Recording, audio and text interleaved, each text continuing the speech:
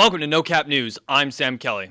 And I'm Janelle Lopez. Your most trusted student news source within a 5-mile radius. With NCN, the cap stops here.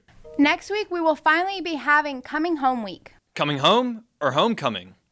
Either way, Harrison has all the facts that you need to know so you don't miss out. Next week, we're having a Coming Home Week. Listen up and get your outfits ready. Coming Home Week is what we're doing in the spring since we weren't able to do a homecoming in the fall. Is basically just dressing up and there will be games throughout the week and it's just promoting school spirit. It starts Monday, April 5th and then it goes through Friday, April 9th. These are the days for Coming Home Week. Monday, Sports Day. Tuesday, Tacky Tourist Day. Wednesday, Pajama Day. Thursday, Movie/TV Character Day. Friday, Spirit Day. It was really a whole student council effort. We were hearing a lot of requests to do a homecoming from especially the seniors who missed out on it. Coming Home Week, it really is the same thing as homecoming. It's just in the spring. Throughout the week, there will be games that students will be able to participate in. There's going to be a homecoming court for Coming Home Week where we have the king and queen, but it's only for seniors this year. So throughout the week, there will be lacrosse games and soccer games, and homecoming court will be presented at one of the soccer games. Get psyched, get hyped. Coming Home Week is here at Bluffton High. With NCN, I'm Harrison Dill. Thanks, Harrison. So make sure you get your outfits lined up for next week, and seniors, don't forget your togas. Hey Sam, do you know what last week was? I'm pretty sure last Thursday was International Waffle Day. Maybe. But also last week was National Drug Facts Week, and one club was dropping hard facts on our students. As you all know, last week was National Drug Facts Week. Now let's take a look at what people had to say to spread awareness. As far as drugs is concerned, nicotine has been the biggest widespread drug problem here at Bluffton High School. Confiscating the vapes and the Juuls, there's so many different brands and forms. And then secondary to that would be the wax pens. We confiscate quite a few wax pens as well, but definitely twice as many of the Juuls and the vapes versus the wax pens. And the penalties, if you get caught first time with a Juul or any type of nicotine, it's a 3-day in-school suspension. If you're caught on the second offense, it's an out-of-school suspension, anywhere from 3 to 5 days. As far as the wax pen is concerned, it contains THC, which is a form of narcotic, so it's the equivalent of having drugs on campus. So you would be given an automatic 10-day suspension with the pending an expulsion. Take it from The Rock. About 20% of high school students in the country are addicted to nicotine. Don't let it swallow you up. Be the bigger man. Some students participated in the Drug Facts Trivia game where they were able to win a $20 gift card. Let's see what they learned from their experience. The usage of alcohol and drinking in high schoolers has actually gone down during the years since what it used to be in back in 1990s when drinking was a big thing. It's actually gone down over the years since then.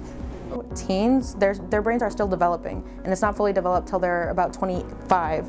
So if they're starting drugs now, they would be very likely to get addicted faster, and then they wouldn't be able to fully develop.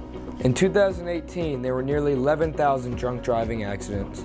Take it from The Rock. It's not cool to drive while intoxicated. There is CBD and THC and marijuana, but THC makes your mind have the altering effect and gets you high. Don't drive impaired, drugs or alcohol. I'm not just blowing smoke when I say it's not cool to Juul. For NCN, I'm Thomas Johnson. Thanks, Thomas. And then there were 3. 3 teachers are currently battling it out for Teacher of the Year. This could get messy. This past Friday, our nominees for Teacher of the Year were narrowed down to 3 candidates. Rosie has that story. This year, Ms. Greer, Ms. Waddell, and Ms. Beth were nominated for Teacher of the Year due to their outstanding work within Bluffton High School. Ms. Greer is an English teacher within Bluffton High School who is nominated for the dedication and support she shows her students. I really think Ms. Greer deserves this award out of all the teachers that there are, because throughout all of my teachers I've had in English, she's one of those teachers that's actually gotten me into English and liked English and thinking about English stuff. And she's actually made me involved and want to do newspaper writings and stuff like that, so yeah. Miss Greer wants you to understand what you are taking in, and she wants you to go beyond just the surface level, and she really gets you invested into what's going on. She knows that life is happening around you and things go beyond just the classroom, and she takes it into a life aspect kind of way. My priority as a teacher is to make sure that all my students can come into the classroom and have a place to learn.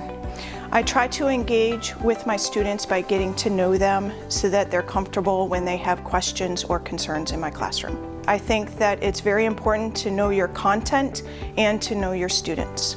I'm humbled to be nominated for Teacher of the Year this year. From our CAPE program, Ms. Waddell was nominated for her warm and welcoming personality as well as her connection with her students. She's very patient and very understanding. She's not one of those teachers to like pressure you into doing something that you're not really comfortable with. So like, because it's a practical and it's like an assigned class, so she gives you time and she's patient and she's really nice. If you don't understand something, you can go to her and like, she'll explain to you in detail, and even if you still don't understand, eventually you'll get an understanding.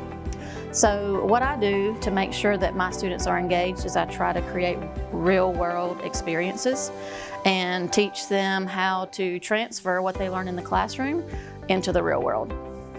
One of the most important things to me when it comes to being a teacher is just creating an environment where kids feel safe, a welcoming environment where they love to come and hang out and learn. And hopefully they can see that what we learn in my classes is something that they're going to use in their future. It's an incredible honor to be nominated as Teacher of the Year. Just being nominated to me is like winning. Someone saw that you were making a difference in the life of a kid, and they thought enough of you to take a minute and make that recommendation. The teacher who always keeps her students moving, Miss Beth, is the third nominee, widely known for her positive attitude and her energy.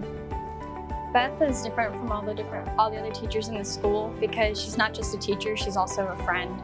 She's there for you whenever you need her. She's highly energetic, making sure that the day is the best that it could possibly be.